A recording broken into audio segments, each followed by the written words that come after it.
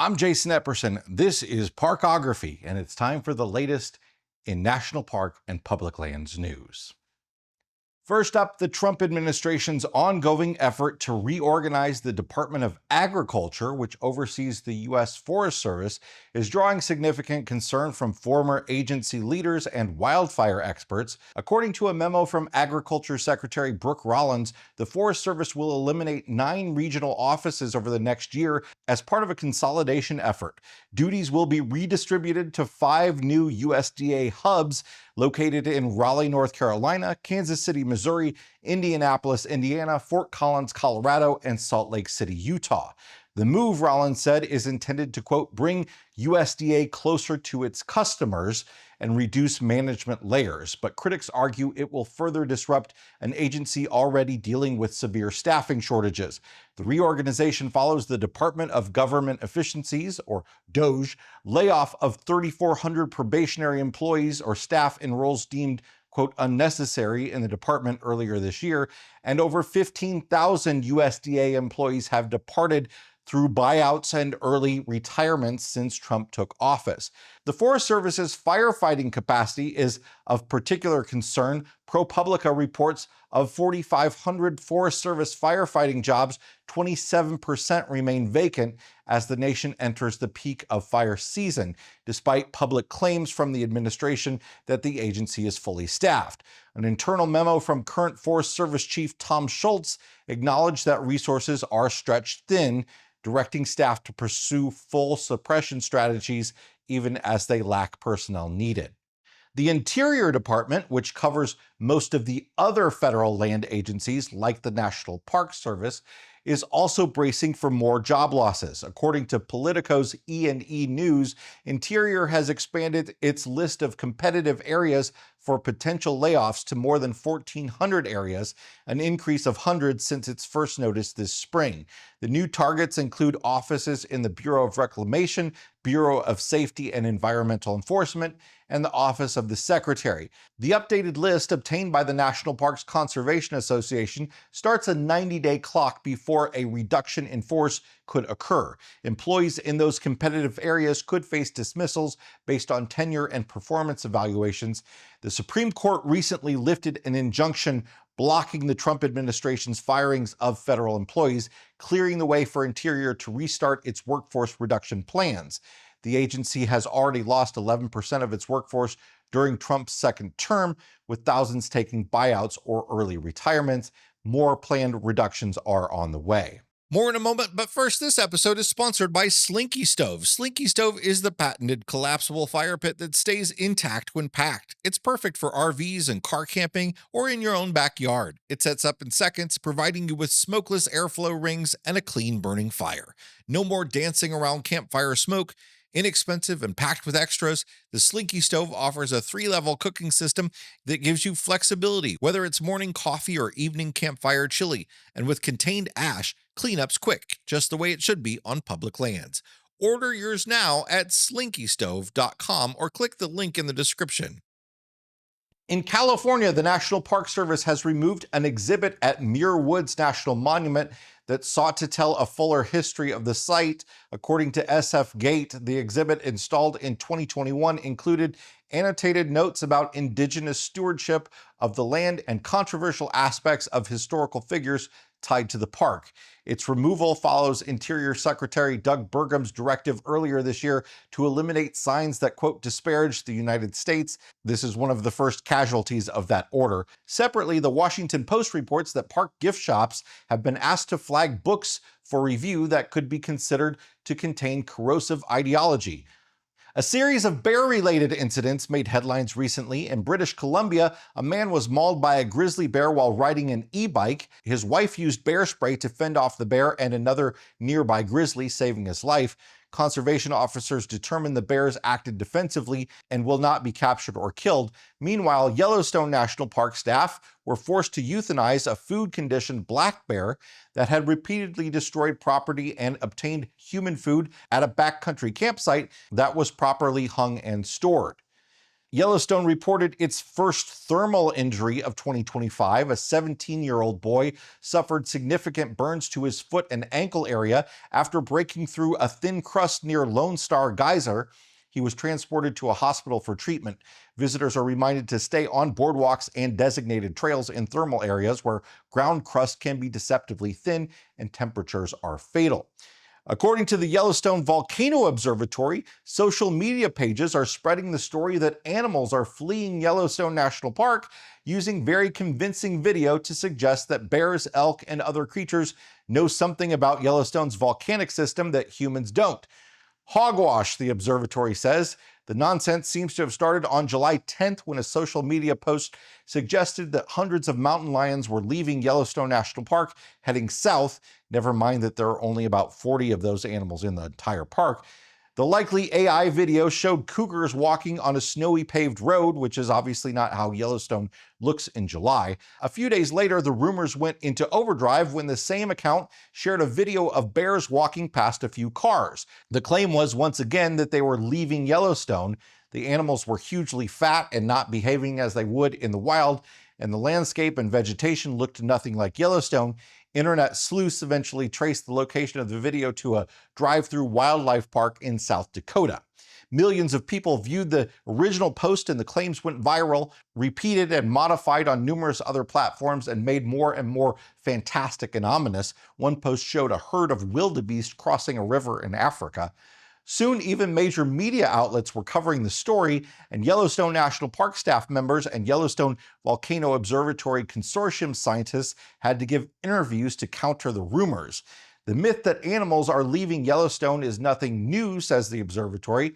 This rumor comes up every year or two, and sometimes it grows to ridiculous proportions. In 2014, an employee of a Yellowstone nonprofit organization filmed several bison running along a road and posted it online. He thought it was a fun video and not at all abnormal, given that bison are always running around in Yellowstone National Park. But the video took on a life of its own, and it was reposted by people claiming the bison were running away from the park, even though they were actually running toward the park's interior. Seasonal water levels at Lake Powell are continuing to drop, with the Bureau of Reclamation projecting further declines. Lake levels are currently 29 feet lower than this time last year, and the Halls Crossing launch ramp may become inoperable by early August. The National Park Service is working to add infrastructure like floating docks and ramp extensions where possible. Boaters are urged to check ramp status before launching. A new species of ancient shark, Macedons olsoni, was discovered at Mammoth Cave National Park. This 340 million-year-old species had a unique tooth whorl designed for crushing mollusks and worms. The discovery underscores the paleontological significance of the park. Often new species are discovered here through fossils. Some wildfire updates we've been following. The Dragon Bravo fire on the north rim of the Grand Canyon National Park that destroyed the historic Grand Canyon Lodge has now burned 71,000 acres and is just 9% contained. The containment has actually reduced in recent days. It was up over 20%, according to the latest update from fire officials. Lightning ignited the fire on July 4th, and crews have been battling extreme conditions ever since. Monday marked the 5th consecutive day of record low humidity levels, with relative humidity dipping to 10% and winds gusting more than 25 miles an hour. These conditions have fueled aggressive fire behavior, pushing the blaze northeast onto Kaibab National Forest lands, while other sections of the fire perimeter remained relatively stable. This is the monsoon season, and usually there would be more rain and higher humidity. Infrared mapping could not be conducted Monday due to heavy smoke, meaning the total acreage burned could be even larger than reported. The strategy remains full suppression, and more than 1,000 personnel are currently assigned to the fire. Crews are working to keep the fire away from State Route 67, strengthening fire lines and focusing on structure protection near Kaibab Lodge and the House Rock area. The final structure assessment will take place when the fire is fully contained, but there are no new reports of structures succumbing to the fire on the north rim of the Grand Canyon, which will be closed for the remainder of the 2025 season. State Route 67 remains closed. However, scenic US Route 89A has reopened. Most of the Kaibab National Forest, including the Jacob Lake Campground, remains closed. Kaibab Camper Village and Jacob Lake Inn and Gas Station have reopened. Smoke is visible across the region, including from Grand Canyon's South Rim, but the South Rim is far from the fire and remains open for visitation. The North Rim of Black Canyon of the Gunnison National Park will reopen on July 30th after the park was entirely closed to the South Rim fire. Trails, overlooks, and the 13-site North Rim campground will be accessible, with the campground operating first come first served for vehicles under 22 feet. But unlike at the Grand Canyon, the main visitor center that most people explore is on the South Rim. That's what's burned and is still burning. The South Rim of Black Canyon of the Gunnison remains closed and damage levels are unknown. And another fire to report on, the Bear Gulch fire continues to burn along Lake Cushman, backing toward the popular staircase area of Olympic National Park. The fire's burned around 1,100 acres and is 10% contained. Firefighters have installed sprinkler systems and wrapped structures on the staircase area while constructing additional containment lines. They're working tirelessly to protect communities like Copper Creek and recreational areas, including the Big Creek Campground and the Mount Eleanor Trail System. Day-use sites and trails beyond milepost 10.5 on Forest Service Road 24 remain closed. Elevated fire weather conditions are expected to continue. The Texas Tribune reports that Texas has begun acquiring large parcels of land to develop new state parks using a $1 billion voter-approved Centennial Parks Conservation Fund. Among the recent acquisitions, a 1,100-acre property in Lampasas and Burnett counties along Yancey Creek, a 2,020-acre parcel in Burnett County along the Colorado River across from Colorado Bend State Park, and a 3,073-acre expansion to Enchanted Rock State Natural Area in Llano County. Sorry if I mispronounced any of those places. Texas can be a bit hard. These acquisitions will create the new Post Oak Ridge State Park and significantly expand park access in the Texas Hill Country. Officials hope the first basic facilities will be open within 18 months, with full park amenities available within 4 years. In Arkansas, state police are investigating the killing of Clinton and Kristen Brink, a couple hiking with their 2 young daughters at Devil's Den State Park. The daughters, ages 7 and 9, were unharmed and are in the care of relatives. Authorities have launched a manhunt for a suspect described as a man of medium build wearing dark clothing and fingerless gloves. He may have been seen driving a black sedan, possibly a Mazda, with tape obscuring its license plate. All trails at Devil's Den remain closed as the investigation continues. Governor Sarah Huckabee Sanders said law enforcement will not rest until the killer is apprehended. Finally, the top-rated show on Netflix is a new debut of a mystery thriller set in Yosemite National Park, and it's already been renewed for a second season. Untamed follows Kyle Turner, played by Eric Bana, a special agent for the National Park Service who works to enforce human law in nature's vast wilderness. The investigation of a brutal death sends him on a collision course with the dark secrets within the park and his own past. The show also stars Sam Neill. While the show quickly became a global #1, many Yosemite experts have criticized its unrealistic portrayal of the park.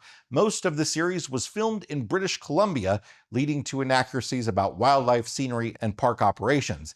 It's understandable that filming in national parks is difficult, but some feel the show could have at least captured more authentic elements of Yosemite's landscape by filming nearby in California. Season 2 will follow Turner as he investigates a new mystery outside of Yosemite.